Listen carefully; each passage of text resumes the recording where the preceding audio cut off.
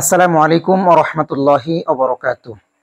সুপ্রিয় দেশবাসী, আমরা ৭১ দেখিনি, ২৪ দেখেছি। যে যেখান থেকে আমাকে দেখছেন এই মুহূর্তে আপনাদের আমন্ত্রণ জানাচ্ছি আজকের এই সংক্ষিপ্ত ভিডিও বার্তায়। প্রিয় দর্শক, সবাই এই মুহূর্তে জেনে গিয়েছেন যে আমাদের এই প্রিয় মাতৃভূমিতে এক জুলুমের অবসান ঘটেছে। আলহামদুলিল্লাহ। বাংলা ছাত্র জনতা ও সর্বস্তরের মানুষ তাদের জমে থাকা ক্ষোভ তারা প্রকাশ করেছে। ছাত্র জনতার গণ আন্দোলন ইতিমধ্যে সরকার পতন হয়েছে। এই আন্দোলনের মহানায়কদের আমরা শ্রদ্ধা জ্ঞাপন করছি।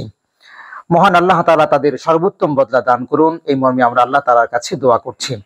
বিশেষ করে এই আন্দোলনে যারা শহীদ হয়েছেন তাদের মাগফিরাত কামনা করছি। মহান দয়াময় রব তাদেরকে শাহাদাতের উচ্চ মর্যাদা যেন দান করেন, এই ব্যাপারেও আমরা আল্লাহ তাআলার কাছে দোয়া করছি। তবে একটি গুরুত্বপূর্ণ বিষয় অবতারণা আমি করতে যাচ্ছি, আর তা হলো এই আনন্দ ঘন মুহূর্তে অনেক সুযোগ সন্ধানীরা কিছু অরাজকতা শুরু করেছে মর্মে আমরা বিভিন্ন সোশ্যাল মিডিয়ার কল্যাণে শুনতে পেয়েছি।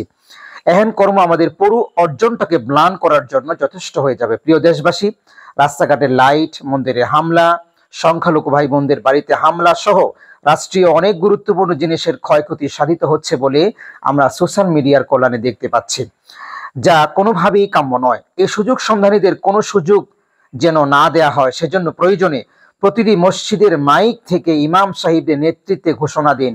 আই রিপিট, আমি আবারও বলছি, প্রয়োজনে মসজিদের মাইক থেকে ইমাম সাহেবের নেতৃত্বে আপনারা ঘোষণা দেন যেন সংখ্যালঘু ভাই বোনদের বাড়িতে যেন কোনো হামলা না হয় এবং অন্যায়ভাবে কোনো জুলুম যেন কারোর প্রতি না হয়, সেই ব্যাপারটা যেন লক্ষ্য রাখা হয়। সরকারি বেসরকারি কোনো স্থাপনা যেন নষ্ট করা না হয়। সে 18 কোটি মানুষের টাকায় কেনা এবং তৈরি করা যে সম্পদ, এই সম্পদ যেন কোনোভাবেই ক্ষতি না হয়, বরং সেগুলো রক্ষণাবেক্ষণের দায়িত্ব কিন্তু এখন জনগণের কাঁধে এসে পড়েছে।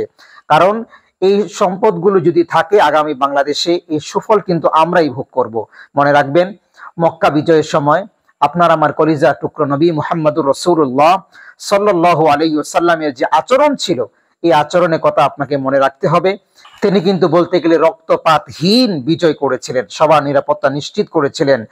তাই সুযোগ সন্ধানীরা কোনরূপ লুটতরাজ সংখ্যালঘুদের উপর নির্যাতন করে ওদুর পিণ্ডি যেন বধুরকারে চাপাতে না পারে, এই ব্যাপারে মুক্তিকামী স্বাধীনতাকামী আমাদের স্বাধীন চেতা এই জনতাকে এই ব্যাপারটা সর্বোচ্চ সতর্ক থাকতে হবে।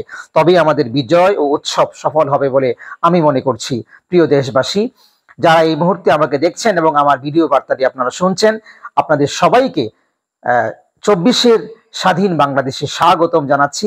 এবং আপনারা আপনাদের যে দেশ স্বাধীন, যে নতুন করে স্বাধীন করেছেন, যেই মর্মে আপনারা যেন আপনাদের অধিকার সেইভাবে ফিরে পান। প্রিয় মাতৃভূমি দেশের জন্য দোয়া করছি, মাতৃভূমি প্রতিটি ইঞ্চি ইঞ্চি মাটির জন্য আল্লাহ তাআলার কাছে দোয়া করছি, দেশের সার্বভৌমত্বের জন্য দোয়া করছি, প্রতিটি মানুষের জন্য দোয়া করছি, প্রতিটি মানুষের জান মাল নিরাপত্তার জন্য দোয়া করছি। ভালো থাকবেন। আল্লাহ রাব্বুল আলামিন আমাদের সবাইকে হেফাজত করুন। নতুন করে নতুন বাংলা গড়ে তোলার জন্য আমাদের সবাইকে আল্লাহ তাআলা তৌফিক দান করুন। আল্লাহ রাব্বুল আলামিন সকল জুলুমের অবসান ঘটিয়ে আল্লাহ তাআলা আমাদেরকে যোগ্য শাসক আমাদের জন্য দিয়ে দিন।